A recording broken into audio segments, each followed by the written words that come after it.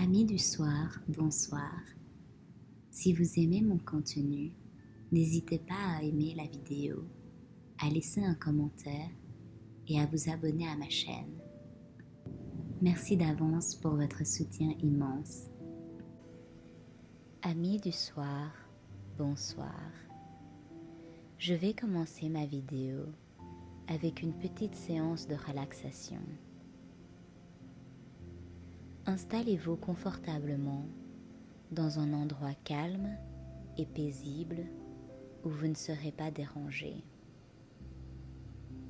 Allongez-vous, fermez les yeux et commencez à respirer lentement et profondément.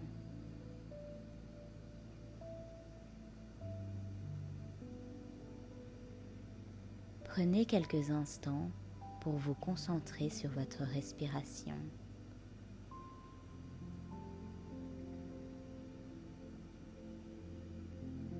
Inspirez profondément et expirez lentement. Sentez l'air frais entrer dans vos poumons et l'air chaud sortir de votre bouche. Maintenant, visualisez que vous êtes sur une plage déserte. Sentez la chaleur du soleil sur votre peau et le sable chaud sous vos pieds. Écoutez les sons des vagues qui viennent doucement s'échouer sur le rivage. Sentez-vous détendu et en paix.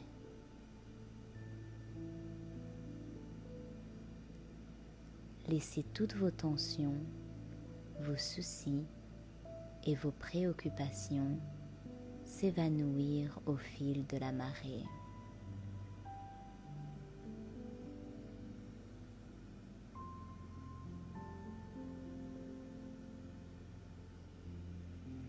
Maintenant, visualisez une lumière blanche et chaude qui vous entoure tout doucement.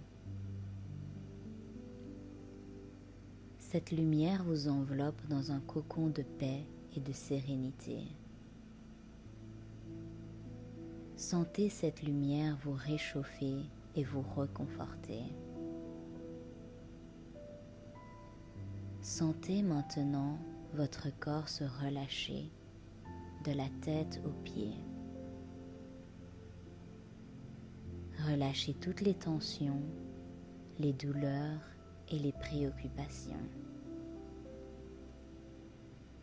Imaginez-vous flotter dans un océan de calme et de tranquillité.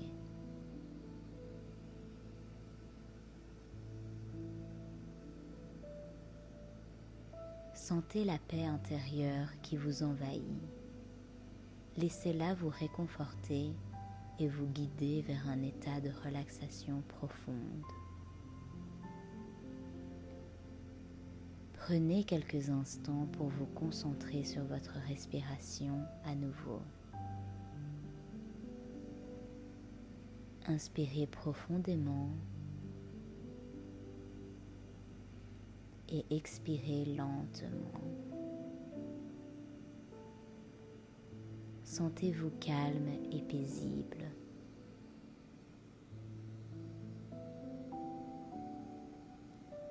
Maintenant, imaginez que vous êtes en train de flotter sur un nuage doux et moelleux. Ce nuage vous soutient et vous transporte doucement vers un état de relaxation profonde. Sentez-vous enveloppé d'une sensation de bien-être et de tranquillité. Profitez de cette détente et de ce silence intérieur.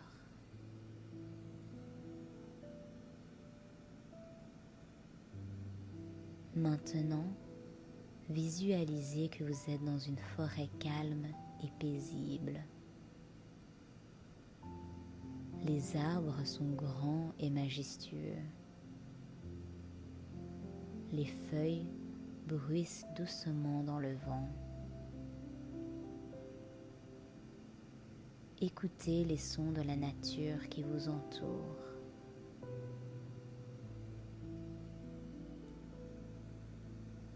Sentez-vous en harmonie avec la nature qui vous entoure. Sentez la paix et la sérénité qui vous enveloppent. Maintenant, prenez quelques instants pour vous concentrer à nouveau sur votre respiration. Inspirez profondément et expirez lentement.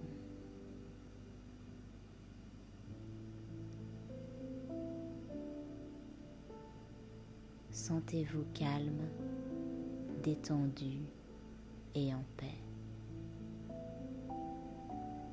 Restez dans cet état de relaxation profonde afin de dormir paisiblement et longtemps. Ce soir, je vais vous raconter la légende de la reine Épine. Une légende écrite par Robert Anthony Salvatore.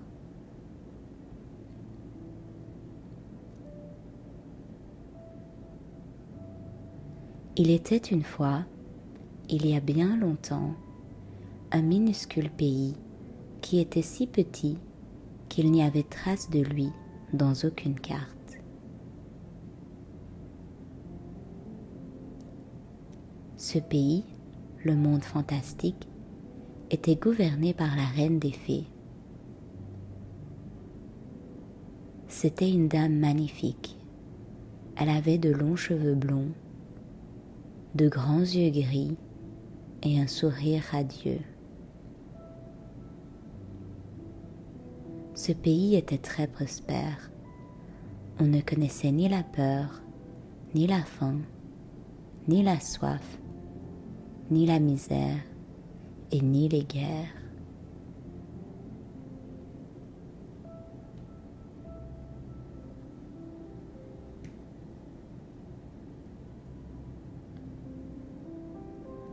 Ses habitants vivaient en harmonie avec les animaux et leur seule nourriture était faite de pétales de fruits ou de roses dont chaque espèce apportait un pouvoir ou une essence naturelle indispensable à leur survie.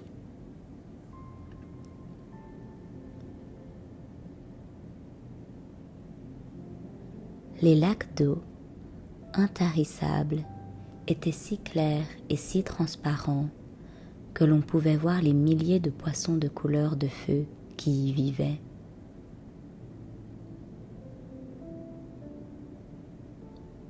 Dans les forêts, le soleil se reflétait sur les branches en or ou en argent.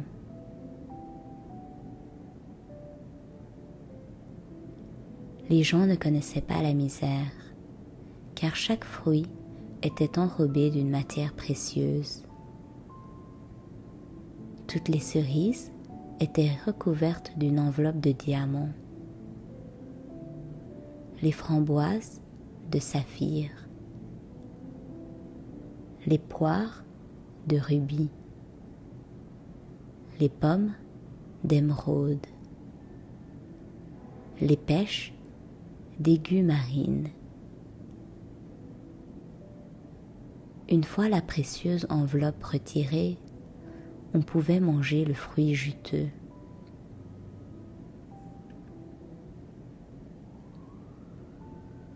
Les plumes des oiseaux étaient de soie et la fourrure des animaux était de satin. Les robes des demoiselles étaient le plus souvent de tulle et plus rarement de soie ou de satin, car il fallait attendre qu'un animal meure de mort naturelle pour lui ôter sa fourrure ou son plumage.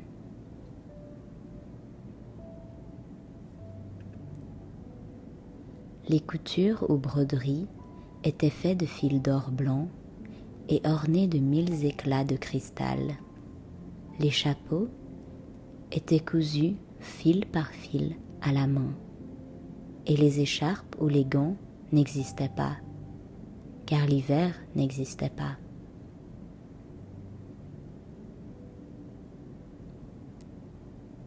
Dans ce pays, toutes les femmes étaient différentes, mais toutes plus belles les unes que les autres.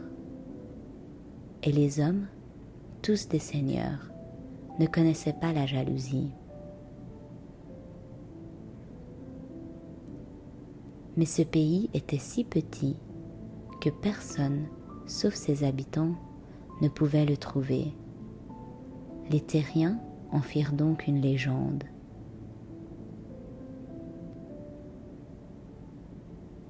Idéalisé, le pays devint une véritable quête et une obsession pour le reste de la planète, qui connaissait le froid, la peur et la misère.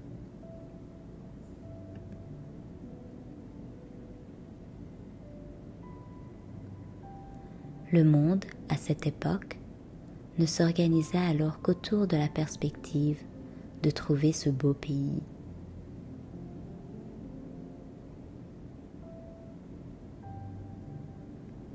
Les habitants du monde fantastique se faisaient de plus en plus de soucis à cause de cette frénésie qui touchait la planète.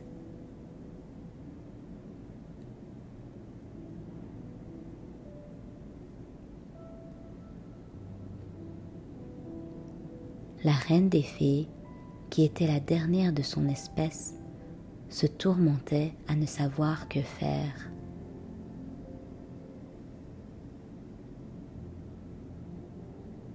Si les terriens venaient à trouver le pays, ils le pilleraient, tueraient toutes les bêtes, voleraient toutes les richesses, emporteraient toutes les femmes, videraient l'eau des lacs et couperaient tous les arbres.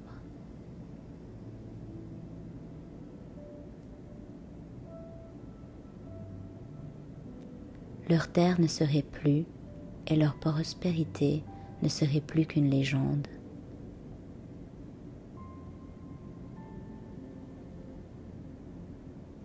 La seule solution pour que le pays ne fût pas envahi était pour la reine de vivre comme le commun des mortels et de se marier avec un terrien qui serait aussi bon que les gentilshommes de son royaume.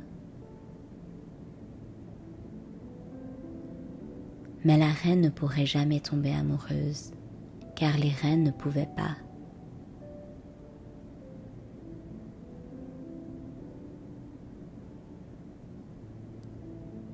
Elle décida alors de quitter ses beaux atours et de s'habiller en terrienne.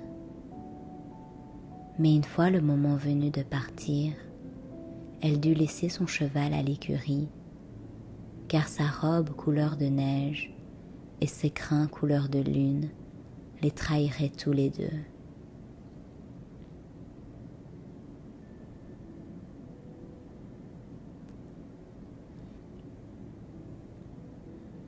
Elle fit donc ses adieux à son peuple, qui pour la première fois connut la douleur et la tristesse. Elle prit son sac dans lequel elle avait emporté quelques sortilèges et quelques trésors, et partit à pied sur le long chemin qui la mènerait hors de son royaume.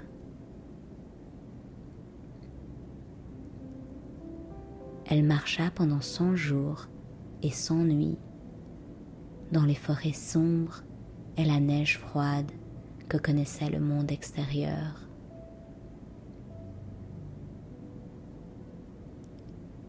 Puis, elle arriva enfin à une auberge où elle demanda une chambre pour la nuit.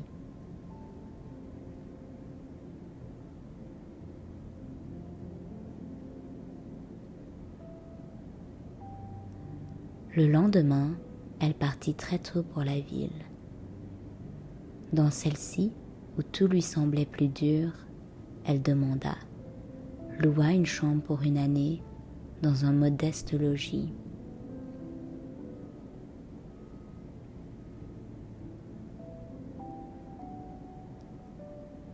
5 mois étaient déjà passés, et déjà dans tout le pays, tout le monde ne parlait que de cette merveilleuse femme qui tous les jours achetait une centaine de roses.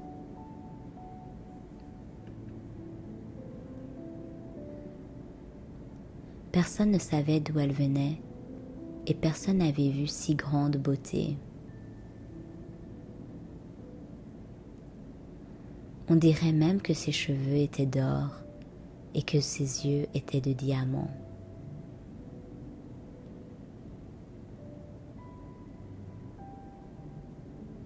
Bientôt, tous les hommes du royaume voulurent l'épouser, si bien que la reine des fées dut s'enfermer dans sa chambrette pour n'en sortir que la nuit ou dissimuler sous une cape.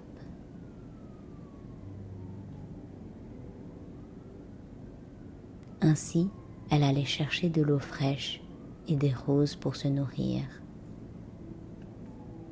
Un jour, le fils du roi, qui ne pouvait se marier, tant il trouvait laides et sottes les demoiselles de son pays, il entendit parler de la désormais légendaire beauté de la reine qu'on surnommait Épine, du fait de ses achats de roses.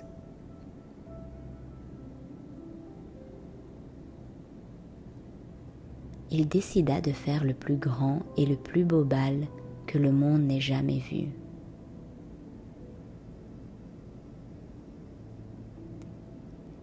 Il envoya une carte à Épine, qui, lassée de cette banale vie de mortelle, décida d'aller au bal. Pour l'occasion, elle cassa l'écorce d'une cerise et échangea l'écorce de diamant contre la plus belle robe de tout le royaume. C'était une robe bleue couleur de ciel sur laquelle elle fit accrocher des éclats de diamant.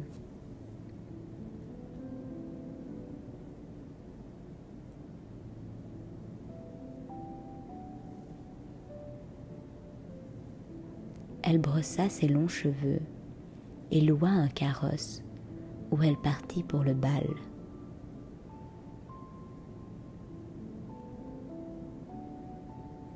Quand elle arriva, tout le monde comprit qu'elle était la belle Épine. Le roi l'aperçut et après avoir failli s'étouffer, il la désigna à son fils.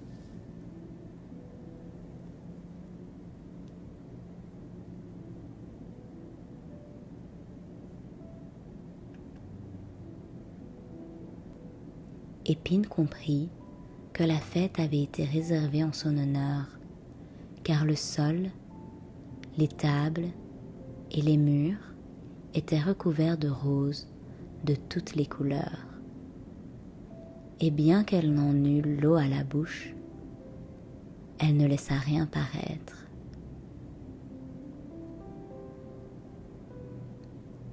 Quand le prince s'approcha de la fée, il eut les yeux brûlés par sa beauté.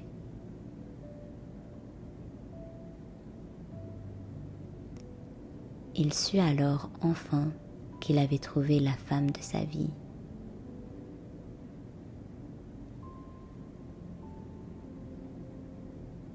En effet, il avait entendu dire que la dame était d'une intelligence et d'une culture rares. Quant à elle, la reine qui n'avait que 20 ans, n'était pas dupe et sut qu'elle ne pouvait tomber amoureuse.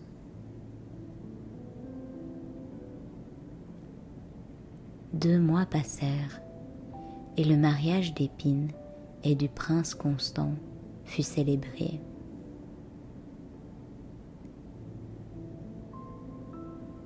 La reine avait accompli sa mission et son royaume ne serait pas envahi, car désormais, le monde ne tournait qu'autour de la merveilleuse beauté de la fée.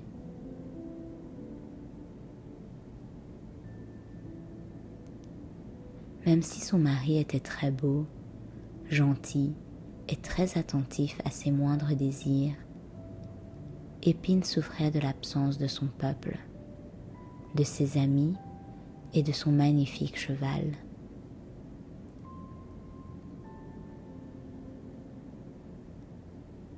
Elle savait qu'elle ne pouvait revenir chez elle qu'après avoir donné une fille aussi belle qu'elle et qui aurait hérité de ses vertus magiques.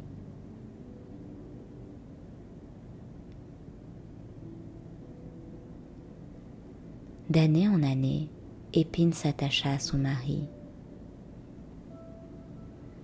Ils s'entendaient merveilleusement bien, et elle savait que si elle pouvait, elle serait amoureuse de lui. 10 ans plus tard, la future princesse soufflait ses 5 bougies. Mais les 2 autres enfants n'étaient jamais venus au monde.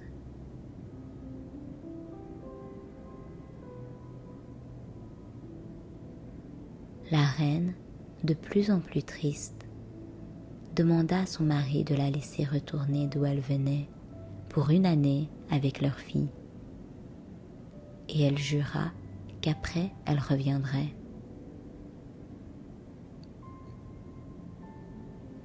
Le prince accepta et la reine revint dans son pays où elle éleva sa fille pour qu'elle puisse s'accoutumer à ses futures tâches de reine.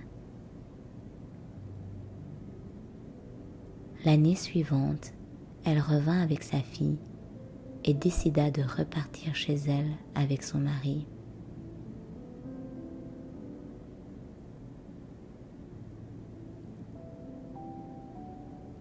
Elle se dit qu'elle lui dirait toute la vérité, mais que s'il ne voulait pas garder le secret, elle devrait le tuer.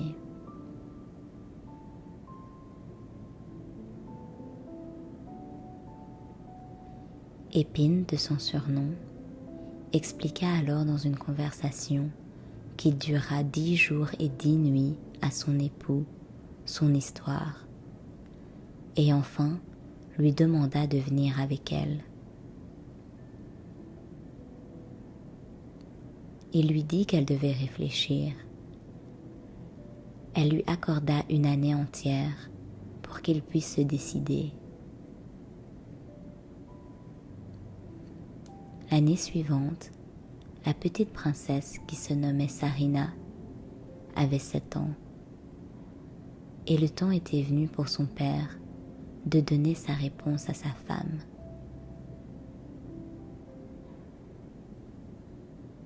Il accepta de partir avec elle. Quand ils arrivèrent dans le monde fantastique, le prince pleura devant tant de beauté. 3 années plus tard, la princesse prit le pouvoir et la reine des fées eut alors le droit d'aimer, car le royaume n'était plus à sa charge.